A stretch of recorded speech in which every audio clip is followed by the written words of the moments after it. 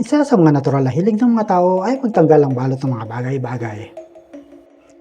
Aside sa mga regalo, isa sa mga exciting na mga bagay na pwedeng i-unwrap ay ang mga Egyptian mummies. Sa mga nagdaang ilang libong taon, tanging mga grave robbers lamang ang nakakaranas na mag-alis ng mga benda ng isang paro para makuha ang mga alahas at gintong suot ng mummy. Ngunit noong kataasan ng Egyptomania sa England noong panahon ng Victorian period, nagdesisyon ang mga Ingles na makijoin sa pag-unwrap ng mga mummies sa pamamagitan ng pag-host ng mga mummy unwrapping parties, kung saan isang grupo ng mga ginoo at ginang ay panonoorin ng kanilang host habang tinatanggal ang linong benda ng isang mummy na ini-import mula sa Egypt. Sa kabutihang palad, sa pagpasok ng 20th century, nanaig ang common sense at napagdesisyonan ng scientific community na mas mainam na hayaang buo ang isang mummy at hindi pakialaman ng benda nito. Sa ngayon, X-ray at CT scan na lamang ang ginagamit para alamin kung ano ang nasa ilalim ng benda ng isang bagong diskubreng mummy. At ito rin ang feature natin ngayon, ang mga X-ray at CT scan pictures ng mga ancient Egyptian mummies. Atin ang panoorin ang ating main video.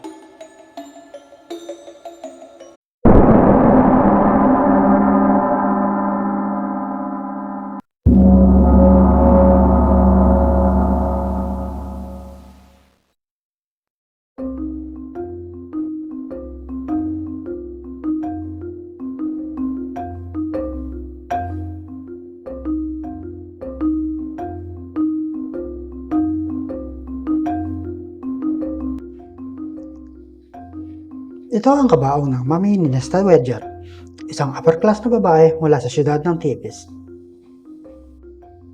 Siya ay tinatawag din na Lady of the House na ang ibig sabihin ay siya ay isang may asawang babae na mula sa isang mayamang pamilya.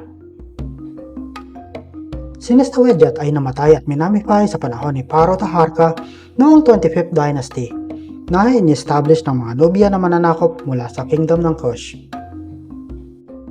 Sa paggamit ng CT scan kay Nesta Wedger, marami tayong bagay na malalaman nang hindi ginagalaw o kaya binubuksan ang mummy. Makikita natin sa larawan sa taas ang mga basahang linaw na pinasok sa kanyang bungo, ang mga matang yari sa glass, at ang lotus blossom na agimat na inlagay sa kanyang leeg ng mga embalmers.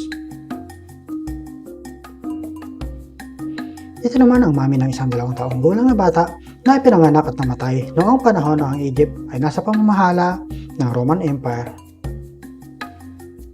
Ang mummy ay may suot na funerary mask at nababalot sa estilong popular sa mga may kayang pamilya sa kanyang kapanahunan. Pinakikita sa body scan na ito ang isang batang lalaki na may maliit na pangangatawan na maaaring namatay sa isang karamdaman. Ang ginintoang maskara ng bata ay nagpapahiwatig na ang kanyang mga magulang ay may sapat na yaman upang gastusan ang libing ng bata sa estilong karaniwang ilalaan lamang sa mga matatanda. Ito ang kabaong ng isang matandang babae na nahukay sa isang libingan malapit sa ancient na siyudad ng Asyut noong 1895. Bagamat nananatiling buo ang hugis ng mummy sa loob ng kabaong, pinakikita ng X-ray na ito ang pangit na kondisyon ng bangkay sa ilalim ng mga benda nito. Ang CT scan na sinagawa sa nagdaang mga dekada ay nagkukumpirma ng pagkakawatak-watak ng kalansay sa loob ng mummy. Iniisip ng mga eksperto na isang mababang kalidad ng embalming o kaya hindi tamang paraan ng paglilibing ang naging sanhi ng pagkaagnas sa loob ng mummy. Ito naman si Nesperanug, isang matandang priest mula sa Temple ng Karnak. Siya rin ang personal na tagapaypay ni Pharaoh Osorkon III ng 22nd Dynasty. Bilang isang taong malapit sa hari, siya ay inilibing na may suot na maraming agimat. Ngunit ang kanyang suot sa ulo ang mas nakatawag ng pansin. Noong una ay inakala ng mga eksperto na may suot si Nesperanug na sombrero na isinusuot ng kaparian. Sa lumaon, nadiskubre na hindi sombrero ang suot ng mummy, kundi isang mangkok na lalagyan ng pandikit na ginagamit sa pagbalot ng mummy. Apparently, may isang embalmer na naisuklob ang mangkok ng pandikit sa ulo ng mummy na kanyang ginagawa. Kung ito man ay sinasadya o hindi, ay tiyak na ang embalmer ay maasang walang makakadiskubre ng pagkakamali ng kanyang nagawa.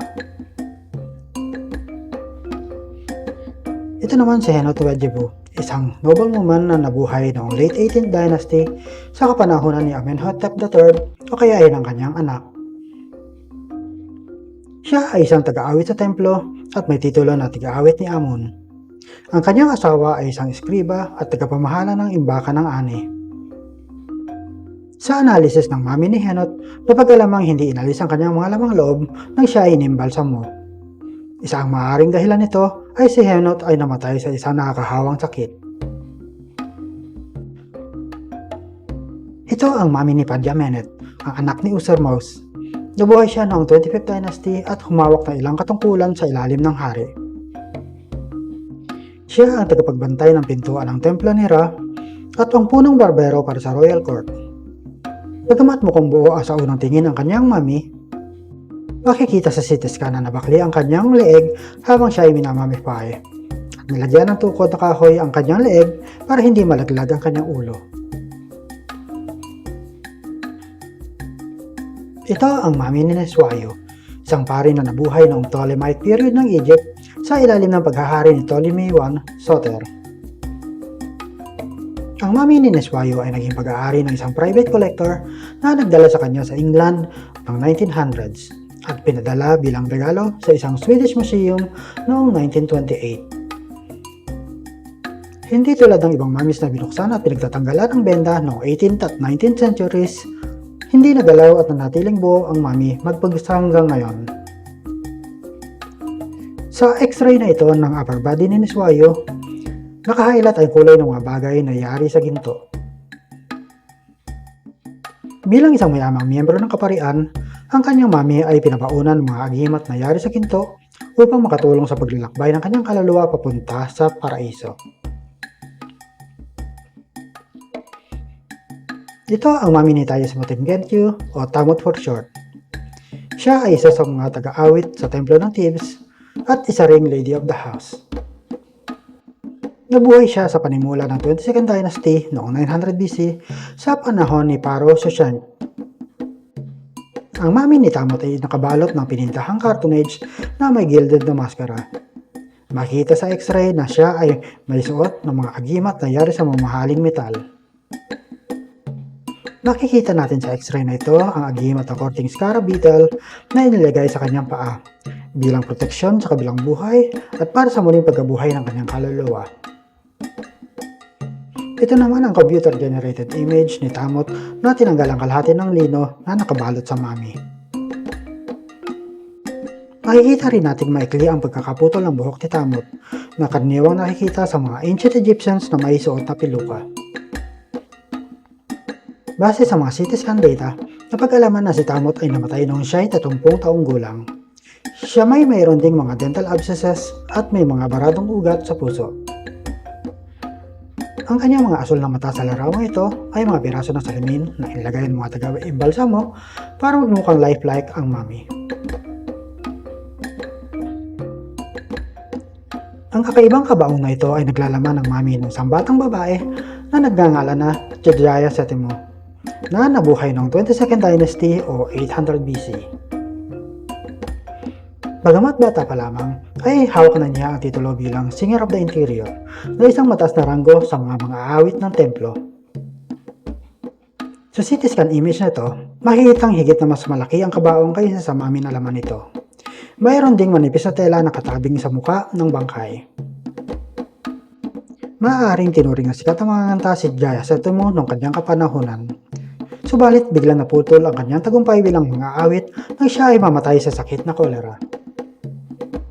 Walang nakakaalam kung saan libingan natagpuan si Jaya Setemo dahil ang kanyang mami ay nabili ng British Museum mula sa mga Egyptian mummy traders noong 1888. Si Jaya Setemo ay isa sa mga 3 rare specimen ng mga mami na may kakaibang kabaong na hindi pangkaraniwan na estilo ng panahong iyon.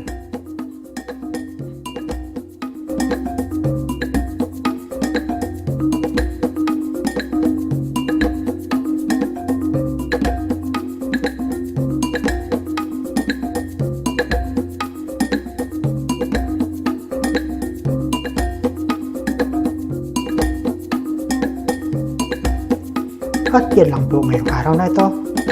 Salamat sa panonood. Hanggang sa muli.